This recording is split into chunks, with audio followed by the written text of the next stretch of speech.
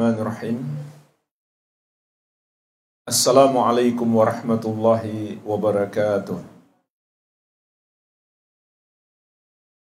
Innal hamdalillahi nahmaduhu wa nasta'inuhu wa nastaghfiruh wa na'udzu billahi min shururi anfusina wa sayyiati a'malina. May yahdihillahu fala mudhillalah wa may yudlil fala hadiyalah. Asyhadu an la ilaha illallah wahdahu la syarikalah wa asyhadu anna Muhammadan abduhu wa rasuluh sallallahu alaihi wa ala alihi wa sahabatihi ajma'in wa man tabi'ahum bi ihsanin ila yaumiddin, amma ba'd. Fa ikhwani wa akhawati fillah, kaum muslimin wal muslimat rahimani wa rahimakumullah, marilah kita perhatikan sejenak dengan penuh kekhusyukan ayat-ayat Allah Subhanahu wa taala dan hadis-hadis Rasulullah sallallahu alaihi wasallam yang membahas tema yang paling penting dalam agama kita, yaitu akidah, tauhid dan keimanan, yang kita ringkas dari buku Syarah Rukun Iman yang disusun oleh Al-Ustadz Yazid bin Abdul Qadir Jawaz rahimahullahu ta'ala rahmatan wasi'ah. Masih di bab yang pertama, memasuki pasal yang keempat. Di pasal ini beliau akan membahas tentang bagaimana kita menyikapi kekafiran dan orang-orang kafir. Dalam sebuah judul pasal, keimanan dan kekafiran. Di sini, secara garis besarnya, beliau menyebutkan kekufuran itu bisa terdapat pada akidah, keyakinan, bisa juga dalam perbuatan, bisa juga dalam ucapan. Ini beliau sebutkan dalam 2 poin. Poin A dan poin B. Yang kesimpulannya secara garis besar, kekufuran itu bisa terdapat dalam keyakinan hati. Bisa pula terdapat dalam perbuatan anggota tubuh. Bisa pula terdapat dalam ucapan lisan. Kemudian beliau berikan contoh. Namun di sini beliau cuma memberikan contoh secara ringkas. Dan ada pembahasannya lebih detail di bab-bab tersendiri. Namun penting contoh-contoh yang beliau sebutkan di sini untuk kita perhatikan dengan baik agar kita tidak terjerumus dalam kekafiran.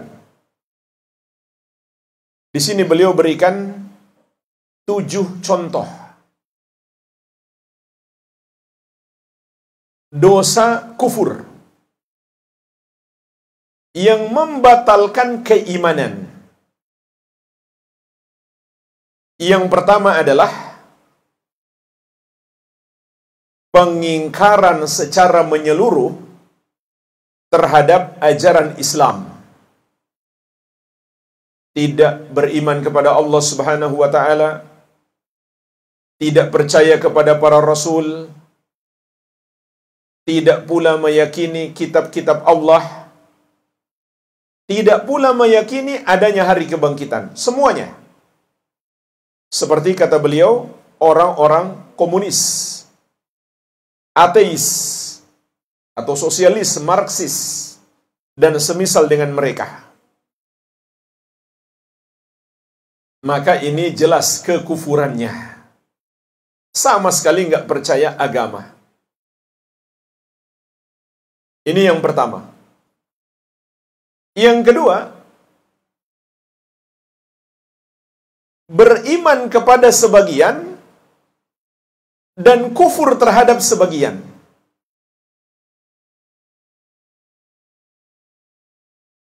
Beriman kepada sebagian ajaran Islam, tapi mengingkari ajaran Islam yang lain.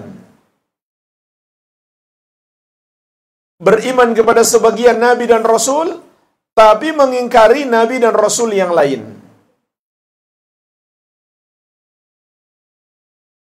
Beriman kepada Allah, tapi tidak percaya hari kiamat misalkan. Namun yakin Allah itu ada. Maka ini adalah kufur. Sebagaimana Allah tegaskan juga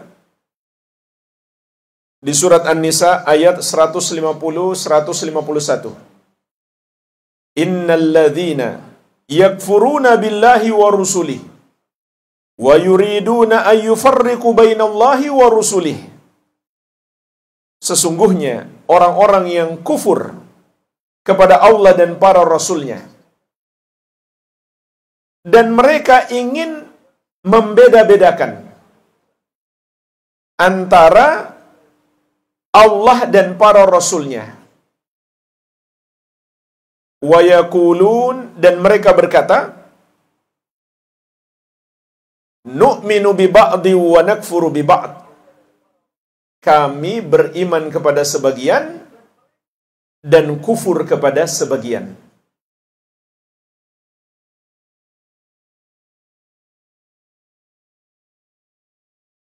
Wa yuriduna an yattakhidhu baina dzalika sabila.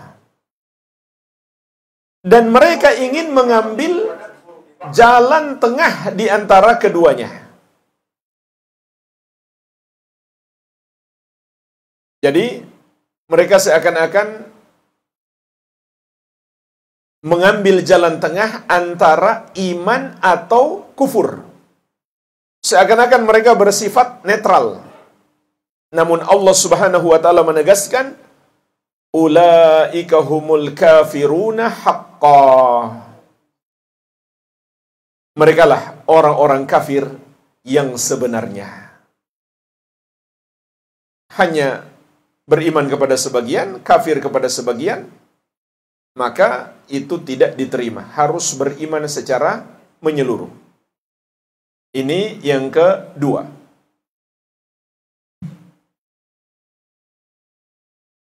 Yang ketiga, contoh kekafiran yang beliau sebutkan adalah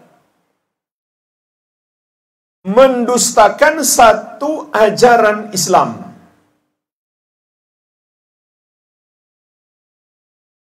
Apalagi termasuk pokok akidah yang ditetapkan di dalam Al-Quran dan Sunnah secara pasti.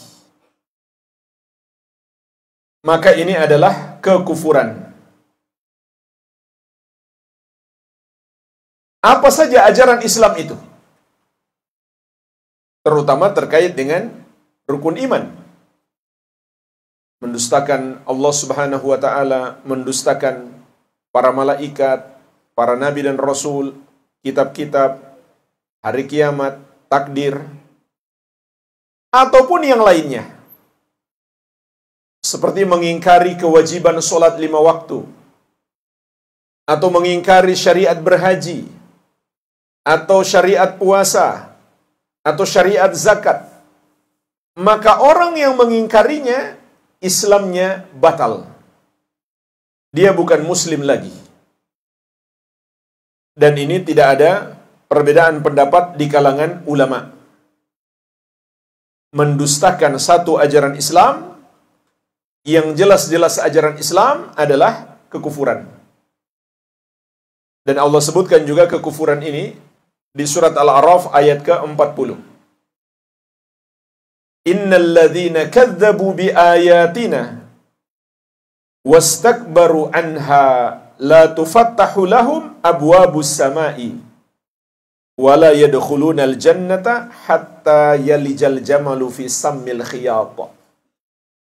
Sesungguhnya orang-orang yang mendustakan ayat-ayat kami dan menyombongkan diri terhadapnya, maka tidak akan dibukakan untuk mereka pintu-pintu langit, dan mereka tidak akan masuk surga sampai onta bisa masuk ke lubang jarum. Artinya mustahil mereka masuk surga. Berarti mereka kafir, kekal di dalam neraka selama-lamanya.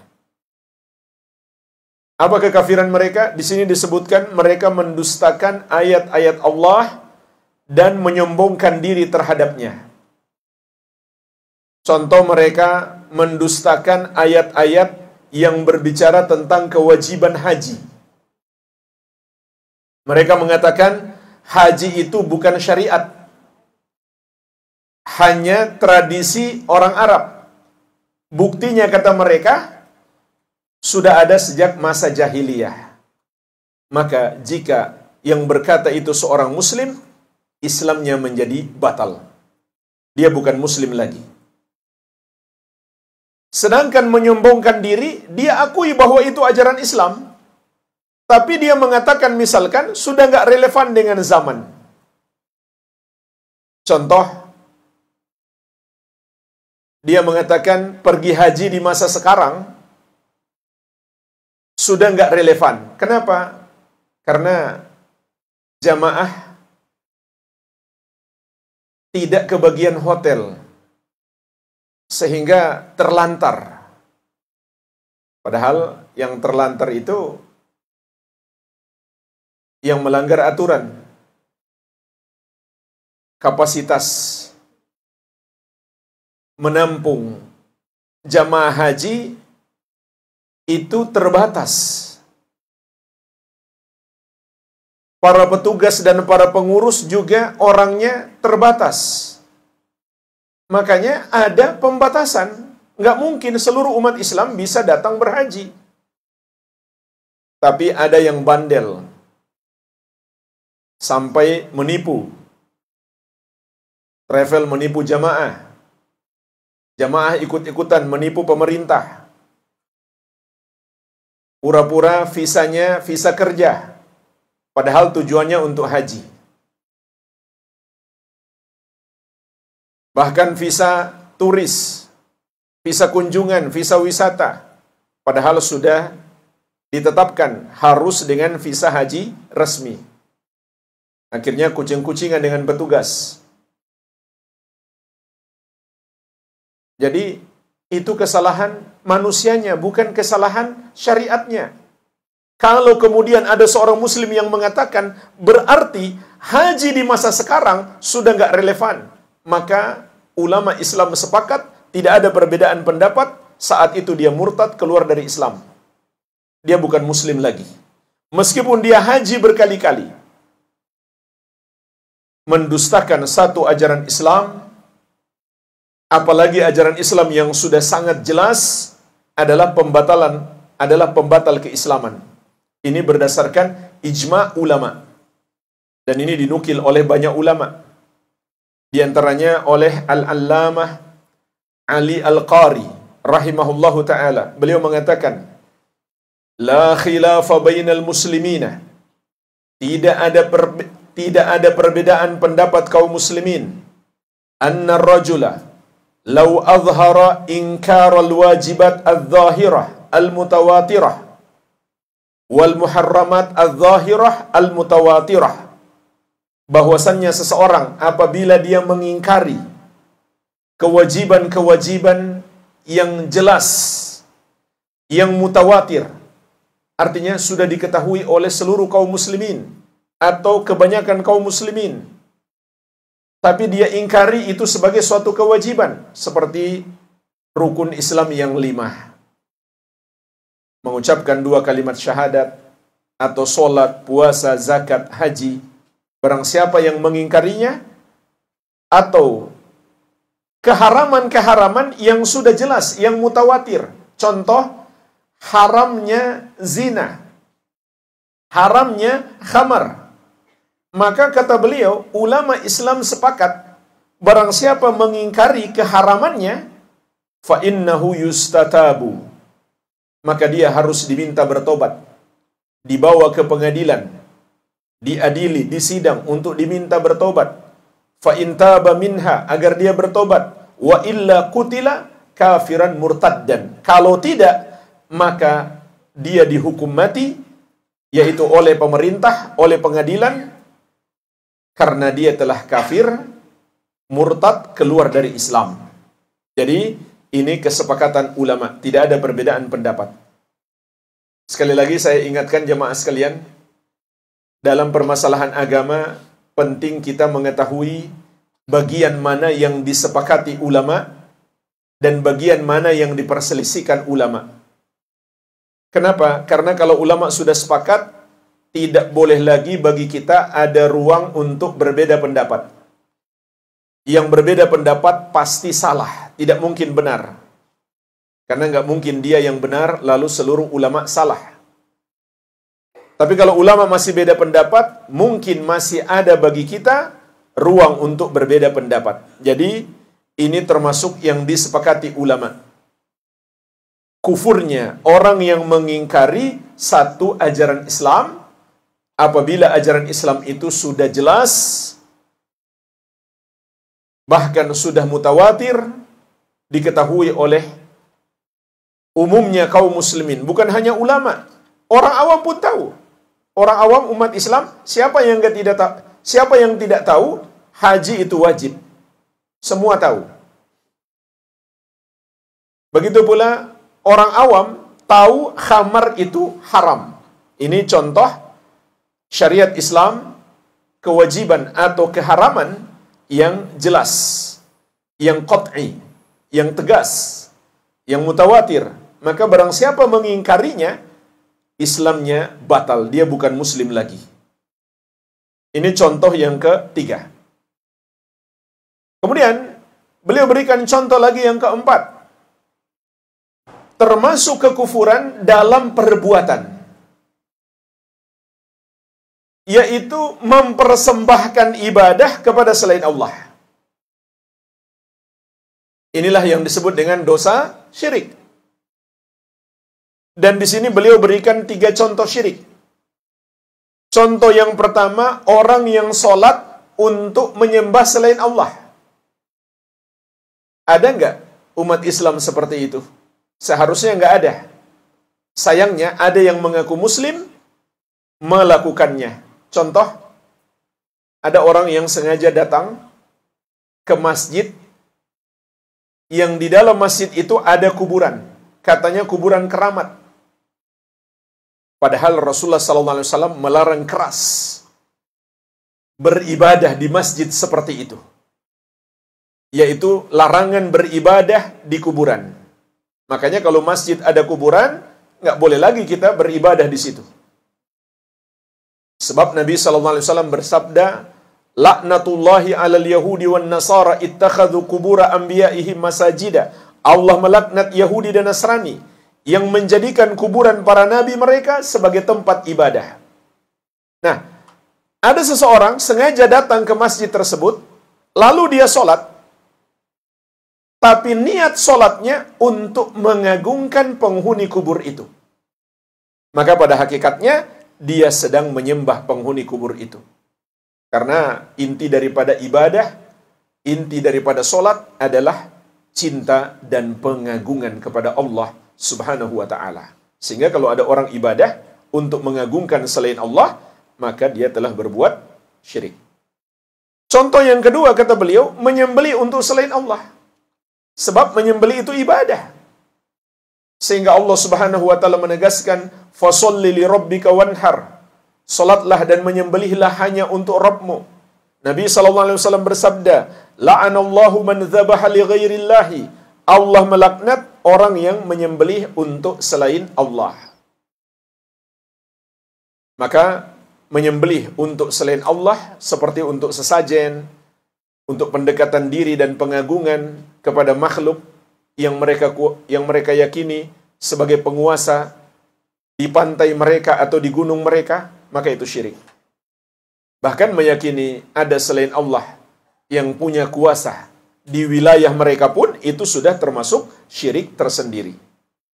Contoh yang ketiga, kata beliau, berdoa kepada selain Allah. Ini juga syirik. Kenapa? Karena berdoa itu ibadah. Rasulullah sallallahu alaihi wasallam menegaskan ad-du'a'u huwal ibadah. Doa itu adalah ibadah. Maka orang yang berdoa kepada selain Allah berarti dia berbuat syirik. Karena ibadah milik khusus Allah Subhanahu wa taala. Baik, ini yang keempat. Syirik atau kufur dalam perbuatan, yaitu berbuat dosa syirik. Dalam 3 contoh yang beliau berikan. Kemudian yang kelima, termasuk kekufuran adalah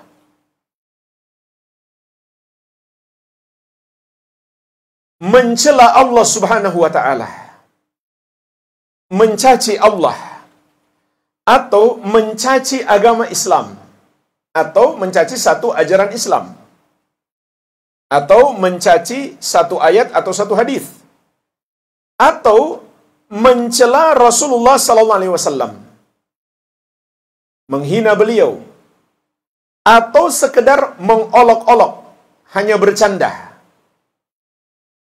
mengolok-olok ajaran Islam, atau mengolok-olok Allah dan Rasulnya, atau satu ayat atau satu hadis. Maka ulama Islam juga sepakat ini adalah kekufuran, pembatal keislaman. Dan dengan nas yang tegas Allah menyatakan kekufuran ini di surat At-Taubah ayat 65-66. Qul abillahi wa ayatihi wa rasulihi kuntum tastahzi'un. Katakanlah, apakah dengan Allah dan dengan ayat-ayatnya dan dengan Rasulnya kamu mengolok-olok? La ta'tadiru. Tidak usah kamu mencari-cari alasan. Maksudnya meskipun kamu main-main, bukan serius. Kalau serius tentu lebih parah lagi. Meskipun kamu main-main, hanya bercanda, qad kafartum ba'da imanikum, sungguh kata Allah Subhanahu wa taala, kamu sudah kafir setelah sebelumnya kamu beriman. Lihat pengkafiran langsung dengan nas yang tegas dari Allah Subhanahu wa taala. Karena jemaah sekalian, seperti yang saya katakan tadi, ibadah, keimanan, tauhid itu dibangun di atas dasar cinta dan pengagungan.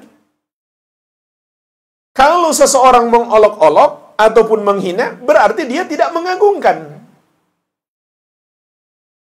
Sehingga Islamnya hancur sampai ke pondasinya, yaitu pondasi pengagungan. Contoh yang keenam, beliau menyebutkan termasuk kekufuran adalah menganggap paham-paham sesat itu benar. Contoh, komunisme, Buddha, Yahudi dan Nasrani dianggap benar atau dianggap tidak salah, atau lebih parah lagi dianggap lebih baik daripada Islam. Maka orang muslim yang punya anggapan demikian, dia bukan muslim lagi. Islamnya batal. Jadi di sini batalnya keislaman seseorang karena dia tidak mengkafirkan orang kafir, malah menganggap mereka benar. Kenapa Islamnya batal? Karena berarti dia mengingkari Al-Quran dan Sunnah dan ijma' ulama. Al-Quran mengkafirkan semua non-muslim. Di antaranya di surat Al-Bayyinah ayat ke-6. Innal ladzina kafaru min ahlil kitabi wal musyrikina. Lihat, kata Allah Subhanahu wa taala, sesungguhnya orang-orang kafir dari 2 golongan. Yang pertama ahlul kitab, Yahudi dan Nasrani. Yang kedua al-musyrikin, semua orang-orang musyrik, yaitu orang-orang yang menyembah kepada selain Allah, seperti Hindu, Buddha, dan komunis yang tidak percaya sama sekali kepada Allah. Itu lebih parah lagi. Maka kata Allah, ini golongan orang-orang kafir semuanya. Atau dengan kata lain, mereka adalah non-muslim. Maka non-muslim, Allah kafirkan semuanya di dalam Al-Quran. Bahkan Allah menegaskan, fi nari jahannam, tempat mereka di neraka jahannam. Khalidina fiha, mereka kekal di dalamnya. Ulaikahum syarrul bariyah. Mereka itulah seburuk-buruk makhluk. Sehina-hina makhluk. Kalau kemudian ada orang muslim yang mengatakan, mereka enggak kafir, bahkan agama mereka lebih baik daripada Islam, berarti dia mendustakan ayat ini. Begitu pula kalau ada seorang muslim yang mengatakan, Yahudi dan Nasrani atau non-muslim yang berbuat baik bisa saja masuk surga, berarti dia mendustakan ayat ini. Juga mendustakan hadis Nabi SAW yang begitu banyak. Di antaranya beliau bersabda, Walladhi nafsu Muhammadin biyadih. Demi Allah yang jiwa Muhammad ada di tangannya. La yasma'u bi ahadun min hadhil ummah Yahudiyun wala Nasraniyun. Tidaklah seorang pun dari umat ini yang pernah mendengar tentang aku, yang tahu ajaran Islam yang aku bawa, thumma yamutu walam yu'min billadhi ursiltu bihi illa kana min ashabin nar. Kemudian dia mati sebelum masuk Islam, sebelum beriman dengan agama yang aku bawa, kecuali dia termasuk penghuni neraka. Maka kalau ada seorang muslim mengatakan, orang Yahudi atau Nasrani kalau suka berbuat baik kepada sesama bisa saja masuk surga, berarti dia mendustakan hadis Nabi Muhammad sallallahu alaihi wasallam, sehingga dia bukan muslim lagi. Dan juga dia mendustakan ijma' ulama Islam dari seluruh mazhab, Hanafi, Maliki, Syafi'i dan Hambali, semuanya sepakat. Silahkan buka kitab ulama 4 mazhab seluruhnya. Dan ulama-ulama Islam yang jelas keulamaannya, yang benar-benar ulama, semuanya sepakat. Tidak ada perbedaan pendapat. Non-muslim itu kafir, dan juga mereka sepakat, barang siapa yang tidak mengkafirkan non-muslim, maka dia menjadi kafir. Sebagaimana juga dinukil dalam kitab Nawaqidul Islam, pembatal-pembatal keislaman, man lam yukaffiril musyrikin, au syakka fi kufrihim, au sahhaha madhhabahum, kafara ijma'an. Barang siapa yang tidak mengkafirkan orang-orang musyrik, atau sekedar ragu dengan kekafiran mereka, atau membenarkan kekufuran mereka, maka dia kafir berdasarkan ijma', kesepakatan ulama, tidak ada perbedaan pendapat.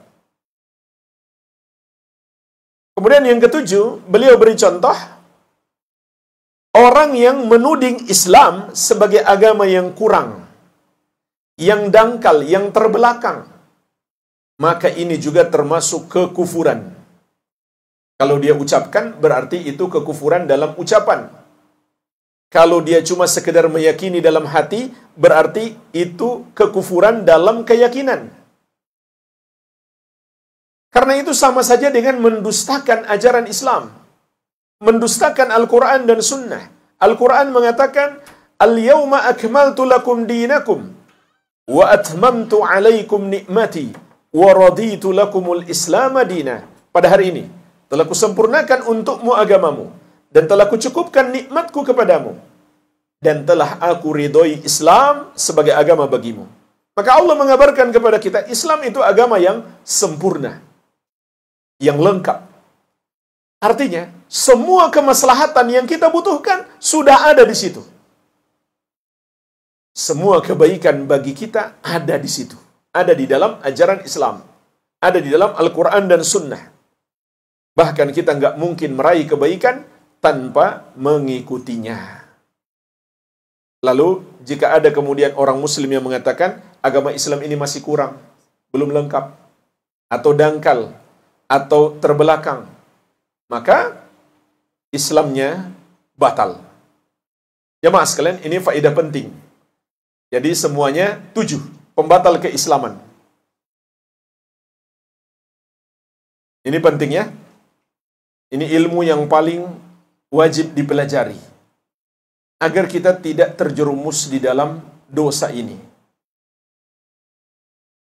Namun kalau kita globalkan, secara global ada 3. Kekufuran dalam keyakinan, dalam perbuatan, dan dalam ucapan.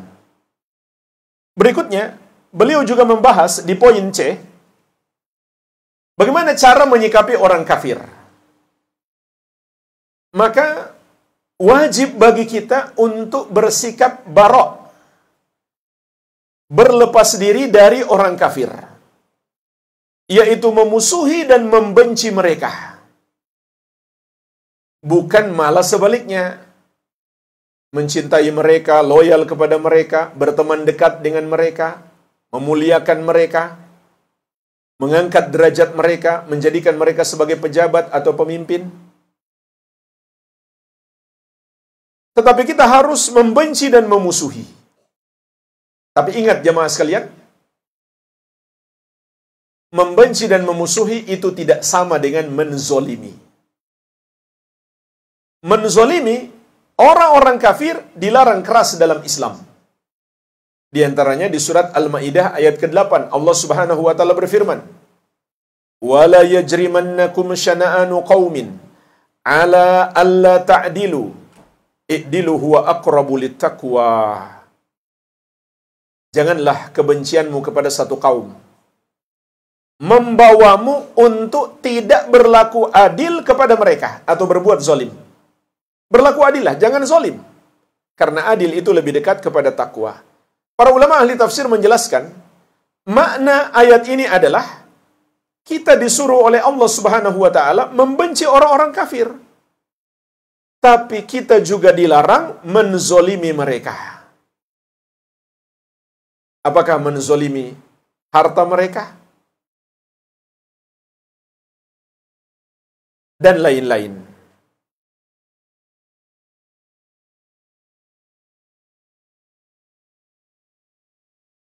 Begitu pula jemaah sekalian, kita pun masih diizinkan untuk berbuat baik kepada mereka.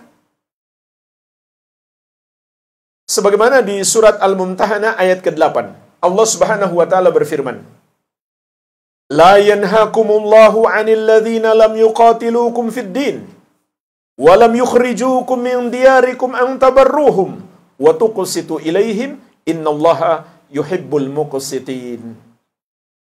Allah Subhanahu wa taala tidak melarang kalian untuk berbuat baik kepada orang-orang kafir yang tidak memerangi kalian karena agama kalian, dan tidak mengusir kalian dari negeri kalian.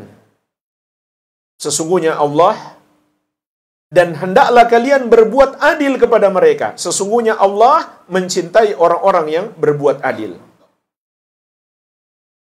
Juga Allah tidak melarang kalian berbuat adil kepada mereka. Sesungguhnya Allah mencintai orang-orang yang berbuat adil. Jadi, boleh kita berbuat baik kepada orang kafir, tapi ayat ini memberi syarat.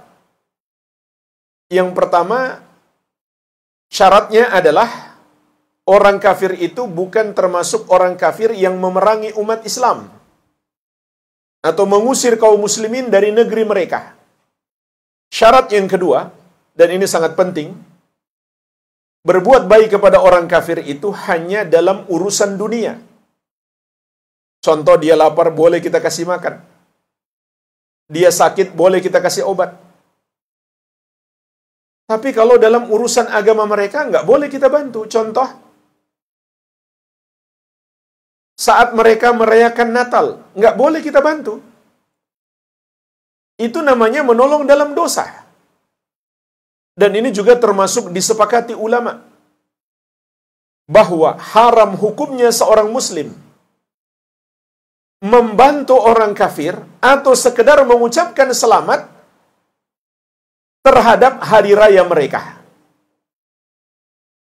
Ulama Islam dari 4 mazhab dan yang lainnya, Hanafi, Maliki, Syafi'i, dan Hambali, seluruhnya sepakat perbuatan tersebut haram. Jadi bukan tolong-menolong seperti itu yang dibolehkan. Jadi jemaah sekalian, kita umat Islam diperintahkan untuk berlepas diri dari orang kafir. Dan Allah menyebutkan di dalam Al-Quran, sikap berlepas diri dari orang kafir sebagai uswatun hasanah, teladan yang baik. Di surat Al-Mumtahanah ayat keempat. Qad kanat lakum uswatun hasanah fi Ibrahim walladzina ma'ahu.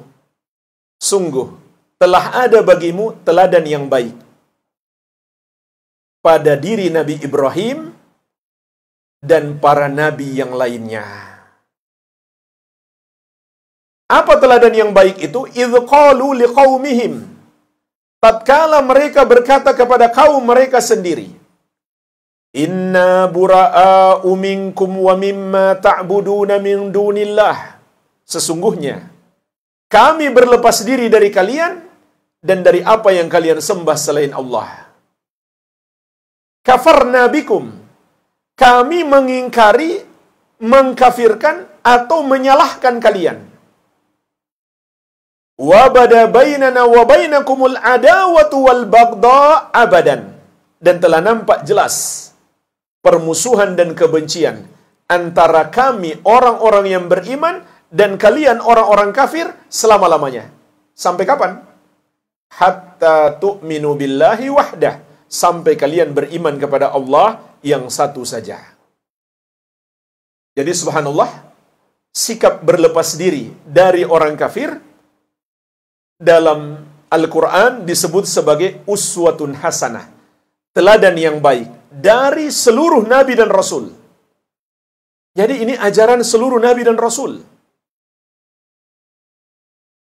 Bahkan Nabi Muhammad SAW, Allah perintahkan secara khusus untuk menyatakan, wa ma ana minal musyrikin, dan aku tidak termasuk orang-orang musyrik. Maksudnya, aku tidak berkasih sayang dengan mereka. Aku tidak bergabung, berkelompok dengan mereka. Aku tidak mencintai mereka. Aku berlepas diri dari mereka. Tapi sayangnya, ada sebagian orang yang mengaku muslim hari ini malah mengatakan sikap seperti itu adalah intoleran, ekstrim, radikal, teroris, wahabi, dan lain-lain. Mereka mencoba menggiring opini seakan-akan itu suatu keburukan atau kezaliman. Padahal Allah Subhanahu wa taala mengatakan itu adalah uswatun hasanah, teladan yang baik dari seluruh nabi dan rasul. Sebaliknya, sikap loyal, condong hati dan mencintai orang kafir, orang musyrik, Allah sebut sebagai kemunafikan. Dalam banyak ayat, diantaranya di surat An-Nisa ayat 138-139. Basyiril munafiqina bi anna lahum azaban alima alladzina yattakhiduna al-kafirina awliya'a min dunil mu'minin. Kabarkan kepada orang-orang munafik itu, bagi mereka azab yang pedih, yaitu orang-orang yang menjadikan orang-orang kafir sebagai wali-wali mereka selain orang-orang yang beriman. Apa maksudnya jemaah sekalian menjadikan orang kafir sebagai wali? Maksudnya adalah mencintai mereka, suka dekat dengan mereka, sehingga bergaul akrab dan menjadikan mereka sebagai teman karib, atau menjadikan orang kafir sebagai ajudannya, tangan kanannya, orang kepercayaannya, atau setia kepada mereka, loyal kepada mereka, atau meninggikan derajat mereka, mengangkat mereka menjadi pejabat, atau memilih mereka menjadi pemimpin. Maka kata Allah Subhanahu wa taala dalam Al-Quran, itu adalah kemunafikan. Dan makna wali dengan semua makna yang saya sebutkan tadi, itu sebagiannya sudah diserap dalam bahasa Indonesia. Sehingga orang tua juga disebut wali dalam bahasa Indonesia. Seperti dalam istilah sekolah, wali murid. Atau guru yang paling dekat dengan murid-murid dalam satu kelas disebut wali kelas. Pemimpin kota disebut wali kota. Ini semuanya serapan dari bahasa Arab. Maka Allah mengabarkan kepada kita, menjadikan orang kafir sebagai wali, sebagai orang dekat, sebagai pejabat, sebagai pemimpin, itu adalah kemunafikan. Tapi sayangnya, ada sebagian orang yang mengaku muslim hari ini, mengatakan itulah sikap toleransi. Padahal itu adalah kemunafikan. Toleransi itu, jamaah sekalian, adalah kita tidak zolim kepada mereka, dan boleh kita berbuat baik kepada mereka. Dengan syarat seperti yang sudah kita sebutkan. Begitu pula jemaah sekalian, beliau, penulis rahimahullah, memberikan penekanan. Meskipun di sisi lain kita membenci mereka, tapi itu tidak boleh menghalangi kewajiban kita mendakwahi mereka. Ini tugas utama kita sebagai muslim terhadap orang-orang kafir. Kasihan mereka. Ajak mereka masuk surga. Dan ini yang dimaksud Islam rahmatan lil alamin. Allah Subhanahu wa taala berfirman, "Wa ma arsalnaka illa rahmatan lil alamin." Tidaklah kami utus engkau wahai Muhammad kecuali sebagai rahmatan lil alamin. Rahmat bagi seluruh makhluk. Maksudnya, barang siapa mengikuti agama Islam, agama Nabi Muhammad SAW, dia akan mendapatkan rahmat. Tapi kalau dia tidak mau masuk Islam, dia tidak akan mendapatkan rahmat. Namun sebagian orang malah dia balik. Dia mengatakan, Islam rahmatan lil alamin berarti nggak boleh menyalahkan agama lain. Nggak boleh menganggap kafir non-muslim. Padahal justru ayat ini datang untuk mengkafirkan. Semua yang tidak masuk Islam, dia nggak akan dapat rahmat. Yang dapat rahmat itu yang masuk Islam, yang mengikuti Nabi Muhammad sallallahu alaihi wa ala alihi wasallam. Dan ayat-ayat dan hadis telah kita sebutkan tadi menegaskan orang-orang kafir itu tempatnya di neraka. Sedangkan orang yang mendapatkan rahmat Allah tempatnya di surga. Sebagaimana dalam hadis qudsi, Allah Subhanahu wa taala berfirman kepada surga, "Anti rahmati arhamu biki man asya min ibadi." Wahai surga, engkau adalah rahmatku.